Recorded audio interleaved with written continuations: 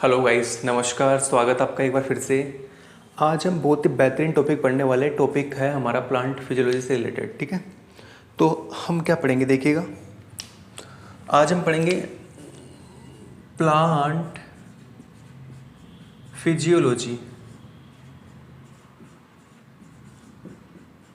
और plant physiology के अंदर हम सबसे पहले जो चीज़ पढ़ने वाले हैं उसका नाम क्या है? उसका नाम है प्लांट हार्मोन। प्लांट हार्मोन, ठीक है, राइट। तो प्लांट हार्मोन के अंदर कौन कौन से प्लांट हार्मोन होते हैं? ऑक्सिन, ठीक है, एक होता है आपका साइटोकाइनिन। पता होना चाहिए ना पहले आपको कौन कौन से क्या क्या होता है। एक होता है जिब्रेलिन,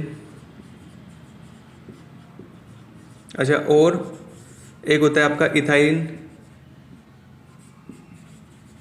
ठीक है, और एक होता है ABA, एबिसिसिक एसिड, है ना। तो ये हमारे पास 5 प्लांट हार्मोन होते हैं। हम सबसे पहले पढ़ेंगे क्या? हम पढ़ेंगे ऑक्सिन के बारे में, राइट। ऑक्सिन मतलब बोले तो, राइट। अच्छा, ऑक्सिन जो होता है ये प्लांट हार्मोन है, तो सीधी सी बात है, प्लांट हार्मोन है तो कहाँ मिलेगा? प्लांट सेल के अंदर मिलेगा, कोई दिक्कत ही नहीं है। तो मैं आपको यहाँ पे कुछ बनाने जा रहा हूँ। देखो, मैं यहाँ पे प्लांट सेल बनाने जा रहा हूँ। ये मैंने यहाँ पे प्लांट सेल बनाई है, ये देखो प्लांट सेल मैं यहाँ पे बना रहा हूँ। इस प्लांट सेल के अंदर मैंने क्या बनाया है बताइए? इस प्लांट सेल के अंदर मैंने ये बनाया है आपके लिए सेल वॉल। क्या चीज़ बताओ? ये आपकी सेल वॉल है और ये आपकी प्लाज्मा मेम्ब्रेन है। सेल वॉल तो कौन सी इनमें? ये तो आपकी सेल वॉल है। बताओ ये क्या चीज़ है? ये आपकी प्लाज्मा मेम्ब्रेन। प्लाज्मा मेम्ब्रेन किसकी बनी होती है बताओ? फॉस्फोलिपिड की बनी होती है, ठीक है। सेल वॉल किसकी बनी होती है? सेलुलोज की बनी होती है। प्लांट की बात कर रहे हैं ना हम, ठीक है। अच्छा, यहाँ पर अंदर की तरफ क्या होता है बताओ? प्लांट सेल के अंदर ऑक्सिन, IAA- पड़ा हुआ है अंदर की तरफ। अब मैं आपसे पूछता हूँ, क्या यह ऑक्सिन इसको क्रॉस करके बाहर आ सकता है क्या? तो आप कहोगे नहीं आ सकता सर। उसका रीजन क्या है? ये देखो, आयंस। क्या आयंस प्लाज्मा मेम्ब्रेन को क्रॉस कर सकते हैं क्या? तो हम कहेंगे नहीं, आयंस जो होते हैं वो प्लाज्मा मेम्ब्रेन को क्रॉस नहीं कर सकते, ठीक है। अच्छा, तो कौन होते हैं जो प्लाज्मा मेम्ब्रेन को क्रॉस कर जाते हैं? तो आप इस चीज़ को नोट करके नीचे लिख लीजिए। प्लाज्मा मेम्ब्रेन को कौन क्रॉस कर सकते हैं? एक तो गैसेस, आपकी जो O2, CO2, जितने भी जो गैसेज होती है ना, वो आपकी प्लाज्मा मेम्ब्रेन को क्रॉस कर सकती है। अच्छा, और आपका लिपिड सोल्यूबल सब्सटेंस होता है ना, लिपिड के अंदर जो सोल्यूबल सब्सटेंस होता है, लिपिड सोल्यूबल सब्सटेंस जो होता है, ये भी इजीली आपकी प्लाज्मा मेम्ब्रेन को क्या कर सकती है? क्रॉस कर सकती है। आपके जो स्टेरॉइड नेचर के हार्मोन होते हैं ना, स्टेरॉइड नेचर हार्मोन, वो भी आपके प्लाज्मा मेम्ब्रेन को क्या कर सकते हैं बताओ? क्रॉस। तो क्या ये स्टेरॉइड नेचर का हार्मोन है क्या ऑक्सिन? तो मैं कहूँगा नहीं सर, ये स्टेरॉइड नेचर का हार्मोन तो नहीं है। तो क्या ये आपके प्लाज्मा मेम्ब्रेन को क्रॉस कर सकता है क्या? तो बिल्कुल नहीं कर सकता। ओके, तो हमारे सामने बहुत बड़ी समस्या आ चुकी है, क्योंकि हम जानते हैं कि ऑक्सिन जो होता है, ऑक्सिन का काम क्या होता है? हम बहुत बेहतरीन तरीके से जानते हैं कि ऑक्सिन जो होता है इसका काम होता है सेल को इलोंगेट करवाना। सेल इलोंगेशन में ये मदद करता है। सेल इलोंगेशन का मतलब समझते हो क्या? ये एक सेल है, जैसे ही मैं इसको ऑक्सिन देता हूँ तो मैंने पाया ये सेल तो कुछ ऐसी हो गई। मतलब सेल क्या हो चुकी है? सेल आपकी इलोंगेट हो चुकी है। तो ऑक्सिन का काम क्या होता है? सेल इलोंगेशन का, राइट। तो अब हमारे सामने दिक्कत ये हो चुकी है कि ऑक्सिन तो इसको क्रॉस करके जा ही नहीं पा रहा इधर। तो मैं आपसे पूछना चाहता हूँ कि जब ऑक्सीजन इसको क्रॉस करके इधर नहीं जा पाएगा इस सेल के पास में, तो ये सेल तो इलोंगेट हो रही है, कोई दिक्कत नहीं है, लेकिन ये सेल इलोंगेट ही नहीं हो पाएगी तो दिक्कत आने वाली है। तो हमें तो इस ऑक्सीजन को यहाँ भी भेजना है, इधर पास में जो सेल है उसमें भी भेजना है, इसके नीचे जो सेल है वहाँ भी भेजना है, ऊपर जो सेल है वहाँ भी भेजना है, मतलब सब जगह ये ऑक्सीजन सभी सेल्स के पास पहुँचना चाहिए। तो भैया इस कंडीशन में तो नहीं पहुँच पाएगा, तो हम क्या करें कि भाई ये ऑक्सीजन हमारी पास वाली सेल को मिल जाए। तो उसके लिए किसी ने कहा आपको क्या करना होगा, आपको इसके साथ में H+ आयन बाइंड करवाना पड़ेगा, जिससे ये बन जाएगा IAAH। अच्छा, ये कंडीशन जो होती है, मैंने आपको एक चीज़ बताना भूल गया, लिख लो यहाँ पे नीचे, जो नॉन पोलर मॉलिक्यूल होते हैं ना, नॉन पोलर मॉलिक्यूल होते हैं ना, जिनके ऊपर कोई चार्ज नहीं होता, नो चार्ज, वो आपकी प्लाज्मा मेम्ब्रेन को इजीली क्रॉस कर जाते हैं। ये सब के सब प्लाज्मा मेम्ब्रेन को क्रॉस कर सकते हैं। तो बताओ ये कैसा मॉलिक्यूल है, ये अभी कैसा मॉलिक्यूल है, ये है नॉन पोलर मॉलिक्यूल। तो ये यहाँ पे जाएगा और यहाँ से फिर यहाँ चला जाएगा, कोई दिक्कत है? अरे समझ पाए ना मेरी बात को आप लोग? ये इजीली यहाँ प्लाज्मा मेम्ब्रेन को क्रॉस कर पा रहा है ना, बिल्कुल। तो यहाँ आ चुका है ये लो जी, राइट। यहाँ आने के बाद दोबारा से ब्रेक हो जाएगा, ये लो आपका ऑक्सीजन अलग हो गया, H+ आयन अलग हो गया, राइट। ऐसा होता है। तो इस प्रकार से हम हमारे ऑक्सीजन को ट्रांसपोर्ट करते हैं एक सेल से दूसरे सेल के अंदर। तो ये आपको बेसिक चीज़ें पता होनी चाहिए। हम इस टॉपिक को स्टार्ट करने जा रहे हैं प्लांट हार्मोन, तो हमें बिल्कुल बेसिक चीज़ें पता होनी चाहिए। तो हम ऑक्सीजन के लिए क्या क्या बातें कर चुके हैं? सेल इलोंगेशन में मदद करता है, ये हमारी जो सेल है इसकी जो प्लाज्मा मेम्ब्रेन है, सेल वॉल है, इसको कौन कौन क्रॉस कर सकता है? तो ये देखो ये चीज़ें क्रॉस कर सकती है। अच्छा, कौन है जो क्रॉस नहीं कर सकता? तो मैं आपसे बोलना चाहता हूँ, क्या पोलर मॉलिक्यूल जैसे ग्लूकोज क्या क्रॉस कर सकता है पोलर मॉलिक्यूल प्लाज्मा मेम्ब्रेन को? तो मैं कहूँगा नहीं कर सकता सर। क्या चार्ज मॉलिक्यूल क्रॉस कर सकता है? Na+, Cl- ये क्रॉस कर सकते हैं क्या? तो मैं कहूँगा सर प्लाज्मा मेम्ब्रेन को क्रॉस नहीं कर सकता, राइट। तो पोलर और चार्ज जो होते हैं ये आपके प्लाज्मा मेम्ब्रेन को क्रॉस नहीं कर सकते, राइट। तो ये आप बना लीजिए, हमने बिल्कुल बेसिक से स्टार्ट किया है इसको, आगे चलते हैं फटाफट से।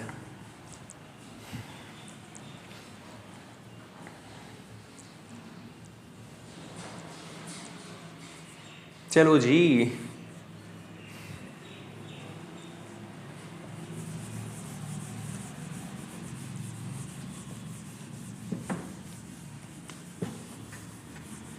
आगे चलें। हम ऑक्सीजन से स्टार्ट कर रहे हैं ना, तो ऑक्सीजन के बारे में और भी कई चीज़ें जानने की कोशिश करते हैं। आइए देखते हैं क्या होता है।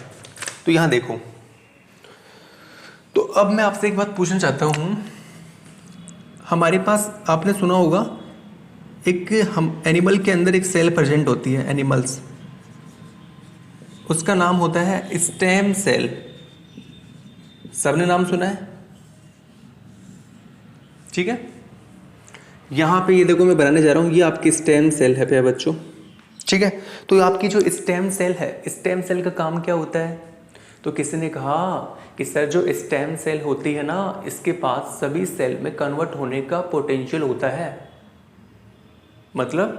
मतलब सर ये आपकी जो स्टेम सेल होती है ना, ये आपकी ब्लड से रिलेटिव सेल भी बना सकती है, तो ये आपकी मसल सेल भी बना सकती है, और बॉडी की कोई दूसरी सेल जो भी आप बनवाना चाहते हो बना सकती है। मतलब कहना क्या चाहते हो आप? कहना ये चाहता हूँ कि स्टेम सेल जो होती है सर, ये किसी भी प्रकार की सेल में कन्वर्ट हो सकती है हमारी बॉडी की। मतलब स्टेम सेल जो होती है इसको हम एक नाम से और जानते हैं, इसको हम बोलते हैं टोटीपोटेंट सेल। टोटीपोटेंट मतलब total potential to convert any type of body cell. Okay, मतलब यही वो सेल होती है जिसको आप बोलते हो टोटीपोटेंट सेल। टोटीपोटेंट का मतलब टोटल पोटेंशियल टू कन्वर्ट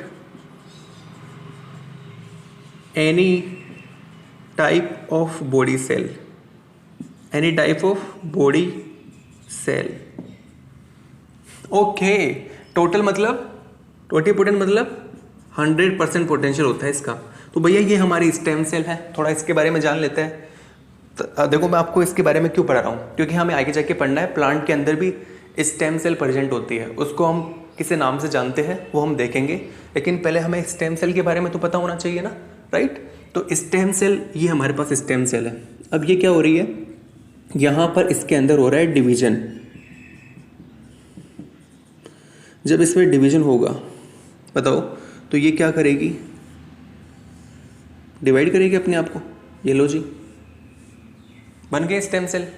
अब देखो ये जो मेरे पास स्टेम सेल्स बननी है ना, ये सारी की सारी स्टेम सेल बोल के जा रही है मुझे ये स्टेम सेल। इस स्टेम सेल ने मुझे कहा, ये जो स्टेम सेल थी, इस स्टेम सेल ने मुझे कहा कि सर मैं जो हूँ ना, मैं किसी भी प्रकार की सेल में कन्वर्ट हो सकती हूँ। मतलब क्यों, मतलब अभी तो आपने बताया सर मैं टोटिपोटेंट सेल हूँ। ओके ठीक है ठीक है। अच्छा तो आप किस में कन्वर्ट होना चाहते हो, आप किस प्रकार की सेल में स्पेसिफाई होना चाहते हो, आप मतलब किस प्रकार की बॉडी की सेल बनाना चाहते हो। तो इसने कहा कि सर मैं जो है ना, मैं ब्लड से रिलेटिव सेल बनाऊंगी। ब्लड से रिलेटिव सेल जो होती है उनको क्या बोलते हैं बताओ, उनको बोलते हैं प्लुरिपोटेंट हेमोपोइटिक स्टेम सेल। याद रहेगा आपको ये, प्लुरिपोटेंट हेमोपोइटिक स्टेम सेल जो होती है ये आपकी ब्लड से रिलेटेड सेल बनाती है। तो इसने कहा, इस सेल ने कहा सर मैं जो हूँ ना, मैं तो ब्लड से रिलेटेड सेल बनाऊंगी। मतलब ये वाली सेल क्या हो चुकी है बताओ, इसमें स्पेसिफिकेशन हो चुका है, इसमें स्पेसिफिकेशन हो चुका है। स्पेसिफिकेशन का मतलब ये बोल के जा रही कि मैं तो ब्लड से रिलेटेड सेल बनाऊंगी। मैंने पूछा आप क्या बनाओगे सेल, आप भी तो कुछ बनाओगे। तो इसने कहा सर मैं जो हूँ ना, मैं स्पेसिफाई होने जा रही हूँ, मेरे अंदर जो स्पेसिफिकेशन हो रहा है ना, मेरे अंदर स्पेसिफिकेशन हो रहा है, और मैं जो हो ना, मैं आपकी मसल से रिलेटिव सेल बनाऊंगी, मसल से रिलेटेड सेल बनाऊंगी। ओके, मतलब इस प्रकार से हमारी बॉडी के अंदर जो स्टेम सेल होती है वो पहले ही स्पेसिफाई हो जाती है कि भैया मैं तो ये बनाऊंगी, मैं ये बनाऊंगी, मैं ये बनाऊंगी, मैं ये बनाऊंगी, मैं ये बनाऊंगी। तो फिर वो उस तरह की सेल बनाती है, वो उस तरह की सेल बनाती है, राइट। तो इस प्रकार से हमारी बॉडी के अंदर जो स्टेम सेल होती है उनमें स्पेसिफिकेशन होता है। लेकिन आप एक चीज़ दिमाग में बसा लीजिए, हमारे अंदर, हमारी बॉडी के अंदर पहले स्पेसिफिकेशन नहीं होता है, पहले हमारी बॉडी के अंदर सेल माइग्रेशन होता है, देन उसके बाद में स्पेसिफिकेशन होता है। अब आप ये चीज़ आपके दिमाग में डाउट क्रिएट करोगे, ये सर ये क्या होता है सेल माइग्रेशन, फिर ये स्पेसिफिकेशन क्या होता है। तो मेरे प्यारे बच्चों, स्पेसिफिकेशन एंड कमिटमेंट करके एक पूरा टॉपिक है आपके डेवलपमेंट बायोलॉजी में। तो अगर हमें वहाँ पे पढ़ने का मौका मिलेगा तो हम बिल्कुल इसको पढ़ेंगे।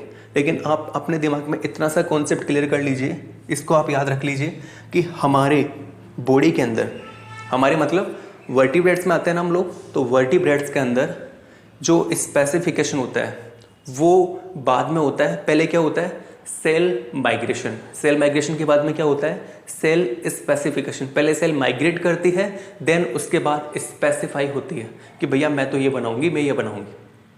तो हमारी बॉडी के अंदर जो पैटर्न आता है ना, वो कैसा आता है, नॉर्मल आता है।